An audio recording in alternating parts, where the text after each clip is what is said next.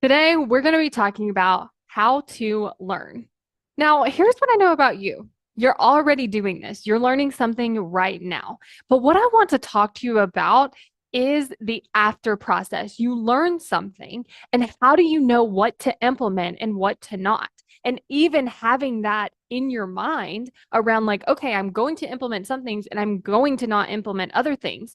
Instead of sometimes we're like, oh, yeah, I really need to do that because someone said this is the best way to schedule your time. This is the best way to wake up in the morning. This is the best way. And so I want you to really put on this filter that has things come in and you look at them as this like idea and this suggestion that may or may not be best for you. And the reason is because I'm going to share with you the thing that works best for me, especially even at the time, because what worked best for me 3 years ago doesn't necessarily work best for me today. So keeping that perspective in mind too. But I'm going to share with you what's currently working best for me.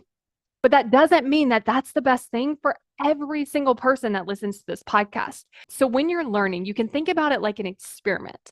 Like someone says, the best thing to do in the morning is to meditate.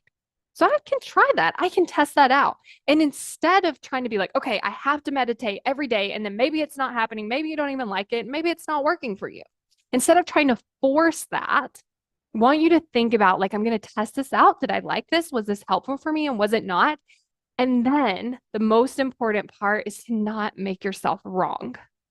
So someone might say the best time to wake up is 5 a.m. And that might be great for you and that might work for you. And there was a time in my life where I loved that.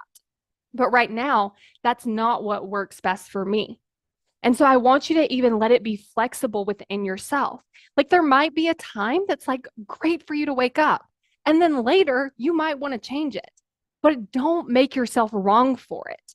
Instead of keeping the idea that I should keep waking up at 5 a.m., I just decided that's not what's best for me right now. And I don't make myself wrong and I don't set my alarm at 5 a.m. every day.